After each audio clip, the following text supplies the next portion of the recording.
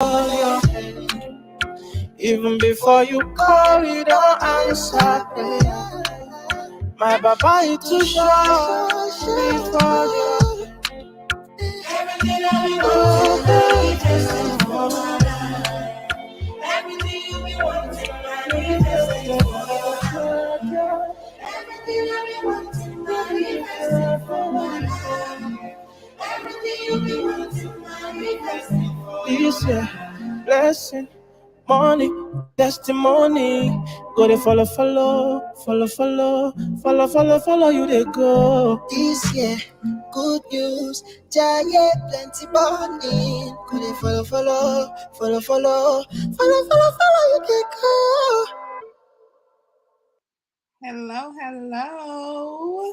Happy Tuesday, you guys. Look, I was trying to be fancy and go live on Instagram too, but that wasn't working, so I'm gonna have to catch them.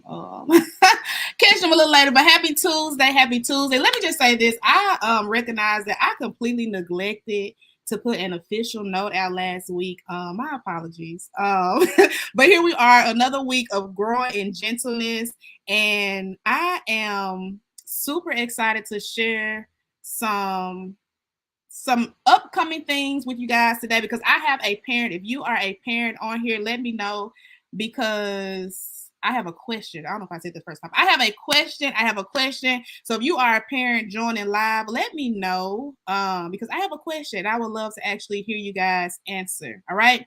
So if you are a parent, if you are a caregiver, an auntie, an uncle, a grandpa, a grandma, listen, a villager, if you are a steward of kids in any capacity, I am curious to know, do you know your child's love language? That's why I want to jump on really quick to ask. I don't know if you were able to catch the parent summit that was last weekend. Shout out to Cassandra, but it was absolutely amazing. We had an amazing time. And that is a question that was posed and I want to ask you guys that are on. If you're here, let me know. But do you know your child's love language?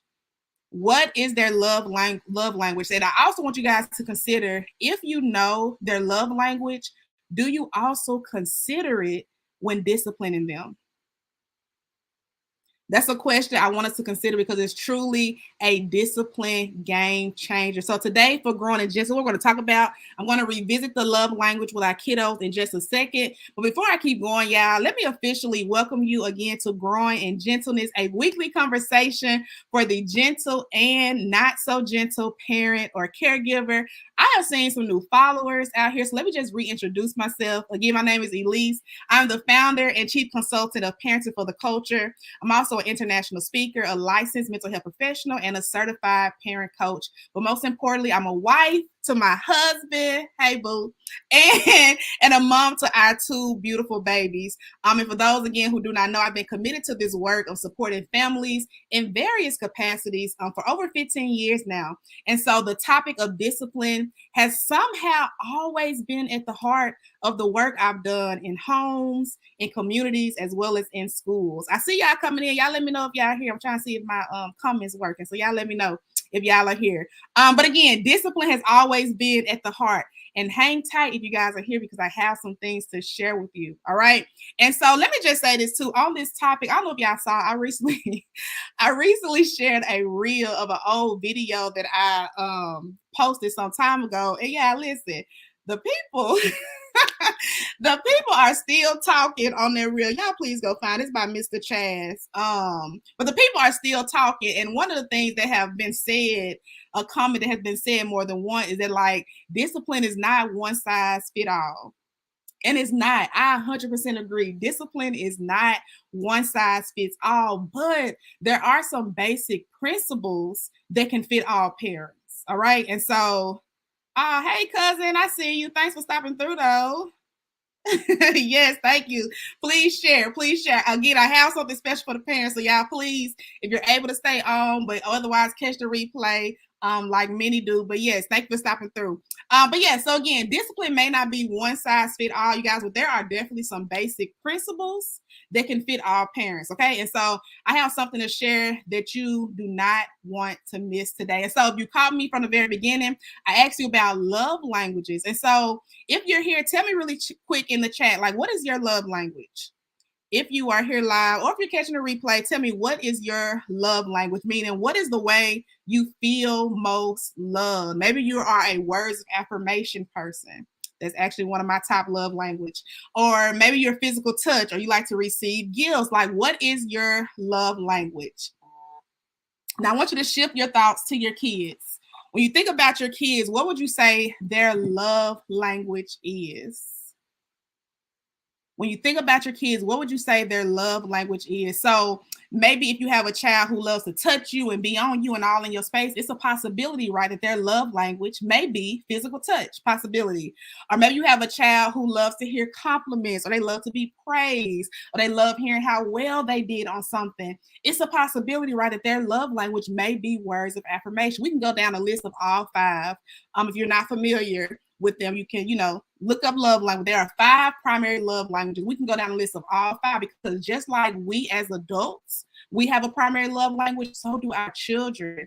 And so something I often work with parents on is also something I find to be super interesting. And that is the fact there are also 5 punishment languages, you guys, that directly contradict every love language. I'm not gonna go through them in detail today.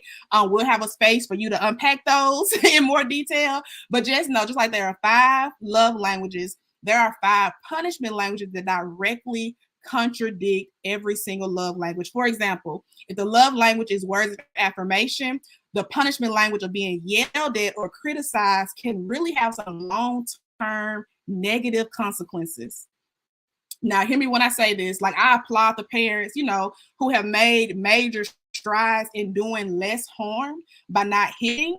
But if I told you that there were psychological impact that doesn't involve hitting or yelling, like, would you believe me? Like, what if I told you there were literally psychological impact outside of hitting or yelling that could impact and have long-term consequences on our kids? Things like isolating them, things like taking things away as a punishment. Y'all hear me? Because listen, I know this conversation is not for everyone, but this is for the intentional parents. This conversation is for the ones who believe in weighing the pros and cons of our actions as parents to our kids. This conversation, again, it may not be for everybody, but it is for the ones who are committed to stewarding your gift well, the ones who are courageous enough to become curious about the ways we were disciplined instead of just repeating the same cycles on autopilot. Okay, so again, I know this is not for everybody, but if that is you, this is for you, because this is for the parent who understands or desires to understand why intentional discipline matters.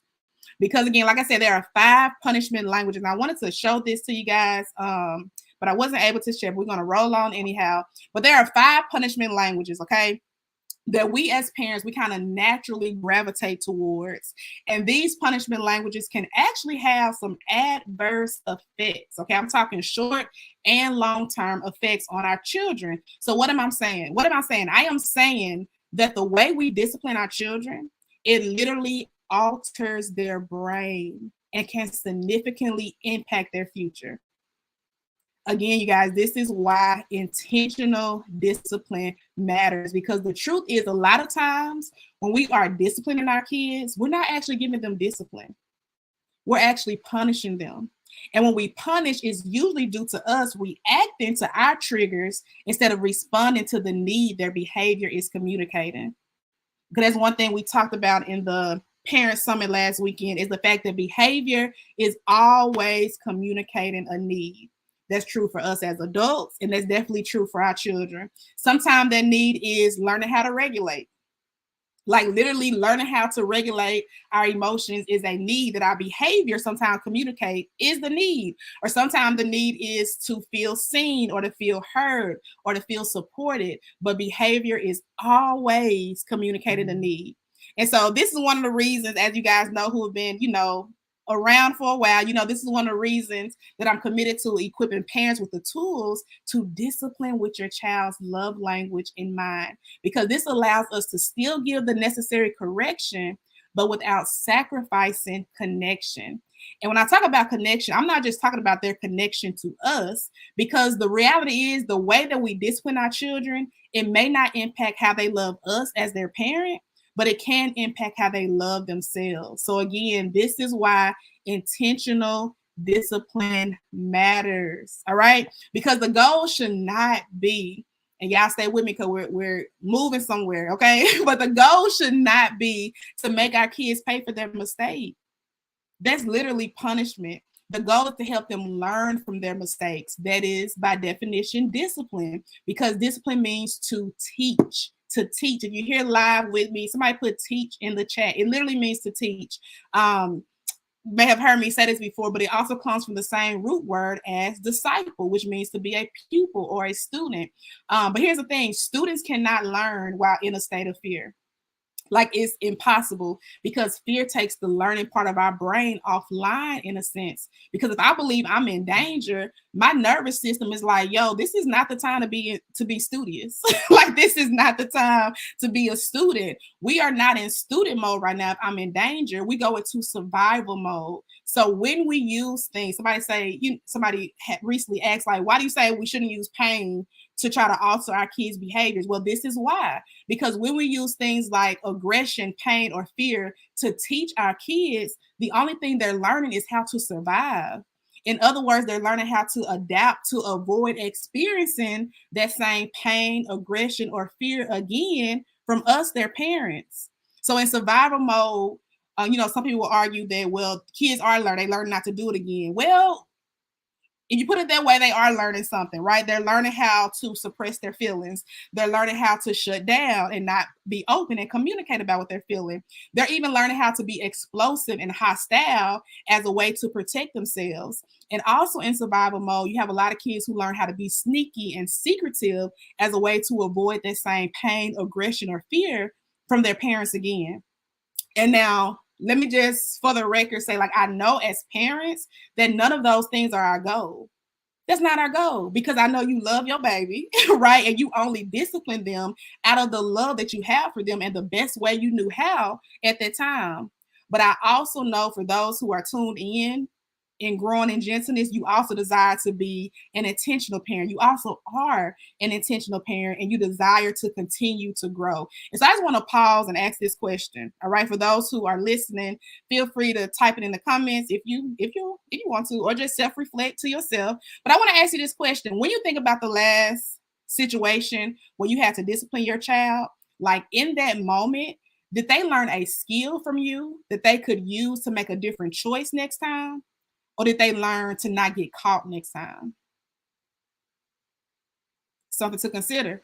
Because, like, this is literally one of the reasons that this work, Parenting for the Culture, exists. Let me see. Hold on. I told y'all. Come on, y'all. I miss y'all saying teach. Thank you for saying teach in the chat. Hey, Danielle. Hey, Amber. My chat wasn't working at first, y'all. So thank y'all for letting me know it's working. So y'all can use the chat and I display it.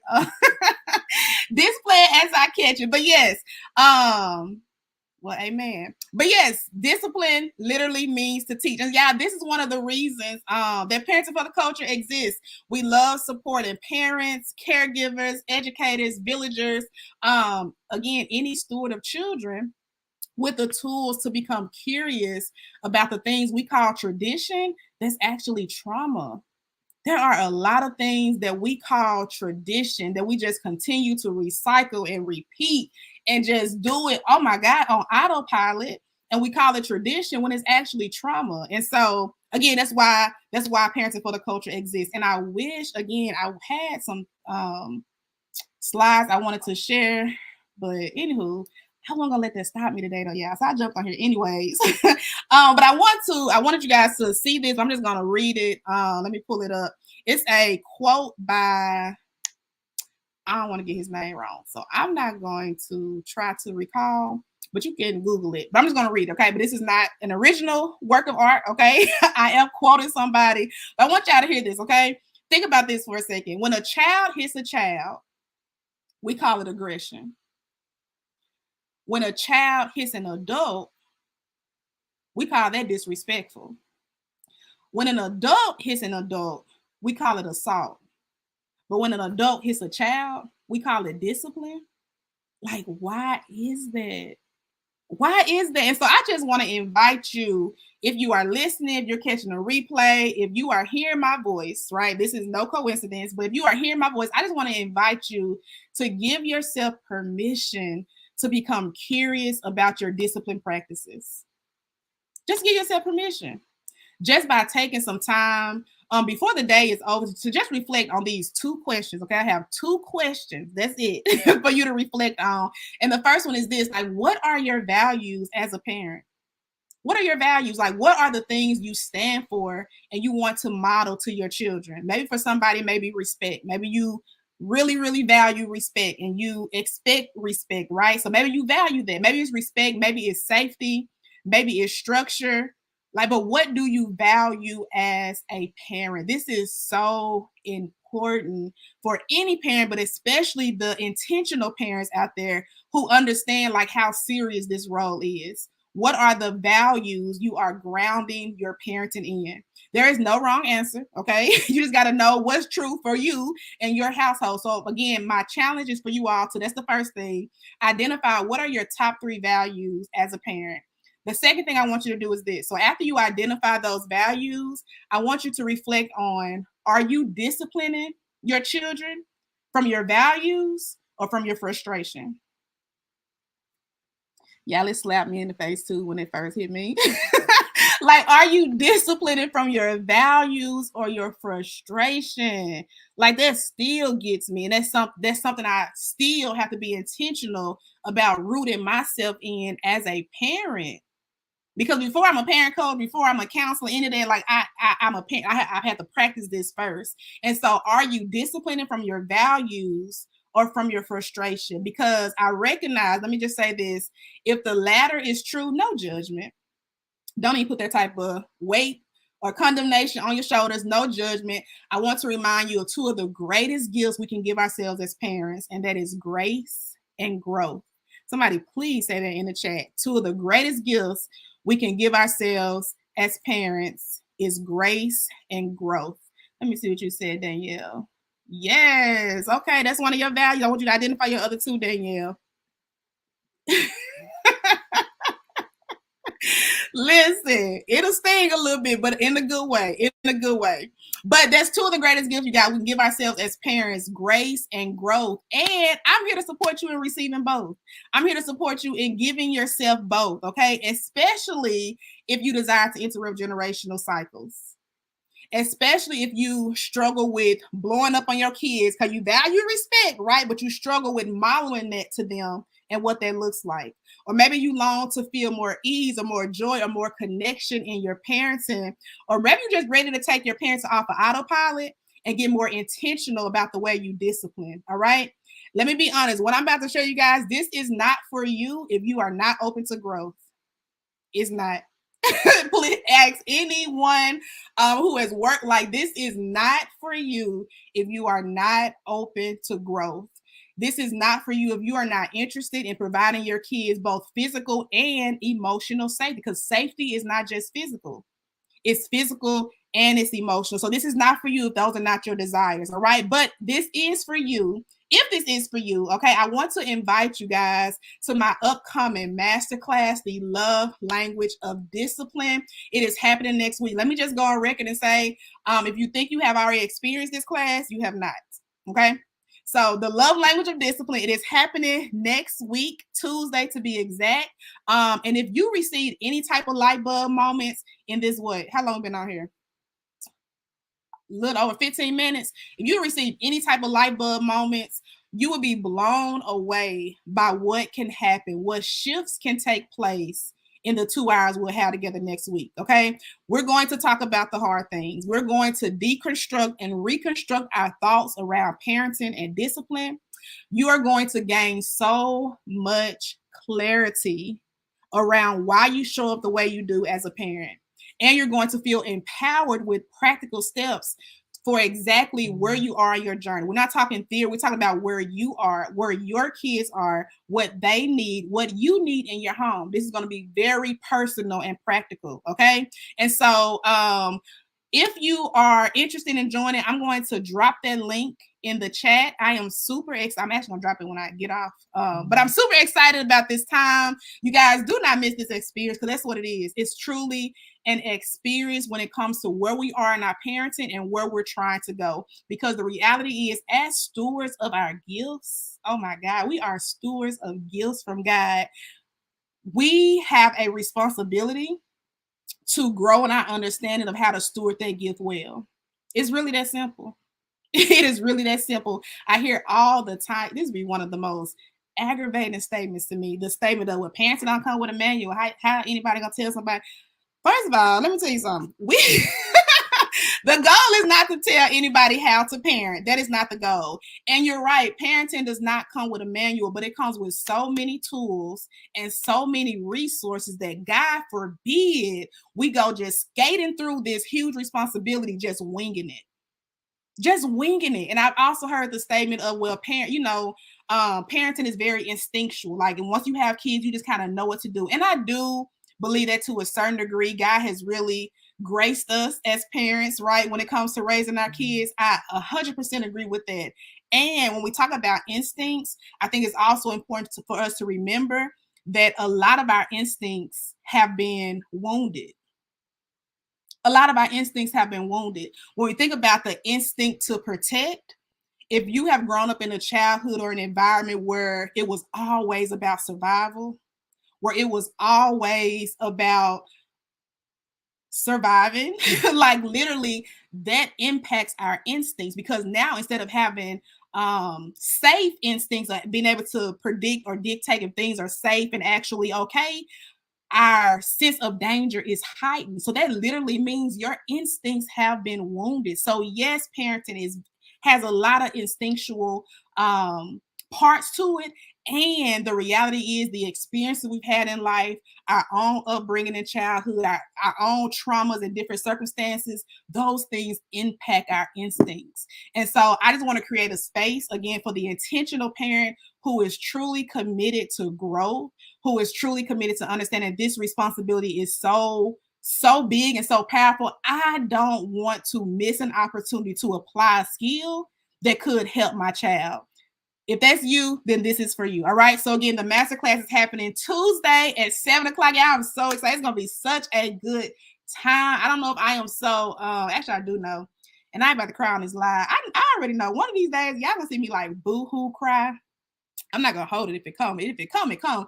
But one of these days, I know y'all gonna see me snot cry. But I'm gonna be honest, y'all. I was that person who's always like, why people be on live just crying and snotting and carrying on? And so I recognize that I have had that judgment. So it's okay. One day I'm gonna let y'all just judge me, and I'm okay with that. Right now it's not gonna be it, but I am just so full from this week. I say it's not gonna be it, but it may be today. My God. But I'm just so full. This week has been full of so many reminders from current and previous clients. Woo. Get my tissue out. Of just like how this work is, it's so powerful. And I'm so honored. I'm so grateful for the parents who trust me on their journey, for the parents who are just open to continuing to grow with me. Let me tell you something, I'm still growing too. Okay. I am still growing too, even with all the credentials, degrees, whatever. Listen, I'm still growing too. So for the parents who make the decision to join me on that journey and allow me to join them and coach them on their journey, I do not take that lightly. And just the transformation that this week alone has revealed in some lives of some amazing parents. It has just, listen, I'm just gonna run on and see what the end gonna be. That's all I got. I'm gonna run on to see what the end is gonna be. So if you want to run with me, if you want to see what the hype is all about the love language of discipline masterclass, join me next week at 7 p.m. All right. Again, when I log off, I'm gonna put the link in the comments for you to register. But I guarantee you that you will leave that space feeling impacted, empowered, and ready to run on with your own parenting journey with new awareness, new understanding, even unpacking some things from your own childhood. Y'all, we're going to have some hard conversations. Let me say this too. I know some people are like, even with the last masterclass, there were some people who were like, oh, I wasn't ready for those breakout rooms. Guess what? You have two options for this masterclass. You can either join from a regular seat or purchase. You will see that one in the checkout lane, but you can join from like a regular seat, or you can upgrade to the inner circle. I'm having an inner circle for this masterclass, meaning people who upgrade their experience, you will actually join me on Zoom. You'll be able to participate in the live Q&A. You'll be able to receive some live coaching. You also have some extra time at the end to really critique and fine tune your personalized discipline plan, because everyone is walking away with a personalized discipline plan, not some generic one size fit all copy and paste. We are looking at your child particular and exact needs. All right. Any questions? Because I keep forgetting to look at this. Hey, Ash, she said absolutely, and to cultivate those God-given gifts, ma'am. Yes, ma'am. And our children as well. Listen, please don't get me started. That's another live for another day. Hey, cousin, how are you? I'm just making sure I didn't miss none of y'all. Get in trouble, you got grades.